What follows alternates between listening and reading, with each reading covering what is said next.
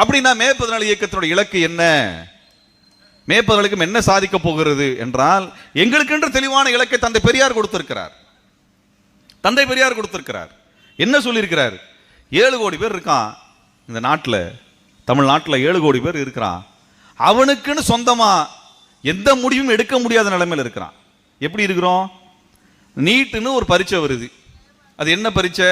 நம்ம பிள்ளைங்க நம்ம ஸ்கூல்ல கொடுக்கக்கூடிய பாட புஸ்தகத்தை வச்சு படிச்சு, நம்ம அரசாங்கம் நடத்தக்கூடிய தேர்வுகளை எழுதி, நம்ம கொடுக்கக்கூடிய வரி பணத்தில் கற்றிருக்கக்கூடிய மெடிக்கல் காலேஜில் போய் படிச்சு டாக்டரா மாறிட்டு இருந்த நிலைமைய டெல்லிக்காரன் தடுத்து, இல்ல இல்ல நான் பரீட்சை வைக்கிறேன்டா, அதுல நீ பாஸ் பண்ணாதான் ஓம் புள்ள நீ கட்டுன கல்லூரியில போய் படிக்க முடியும்னு ஒருத்தன் டெல்லியில இருந்து நம்ம கண்ணுக்கு தெரியாத ஒருத்தன் நம்ம கழுத்து குறவழியில கால் வச்சு மிதிக்கிறான் பார். அது அந்த அதிகாரம் எங்கிருந்து வருதுன்னு நம்ம தமிழ் மக்கள் கேட்கணும். நீங்க வரி கொடுக்குறீங்க, உங்க வரி பணத்துல மெடிக்கல் காலேஜ் கட்டுறாங்க. அந்த மெடிக்கல் காலேஜில் படிக்கக்கூடிய பிள்ளைங்க கத்துக்குவதற்காக அரசாங்க ஆஸ்பத்திரி இருக்குது. இது எல்லாத்துக்கும் நம்ம தான் போகிறோம். நம்ம பிள்ளைங்க தான் டாக்டரா இருக்குது. நம்ம வரி பணத்துல தான் காலேஜ் கட்டி இருக்கிறாங்க.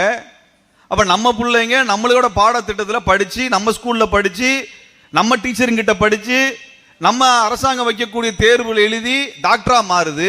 இதுல டெல்லிக்காரனுக்கு என்னடா பிரச்சனை? உனக்கு என்னடா பிரச்சனை? எனக்கு உனக்கு எந்த சம்பந்தம் கிடையாது. வரலாறுல வாழ்க்கை வரலாறுல நம்மளுக்கு குஜராத்துக்காரனுக்கு ஏதாவது சம்பந்தம் இருக்குதா?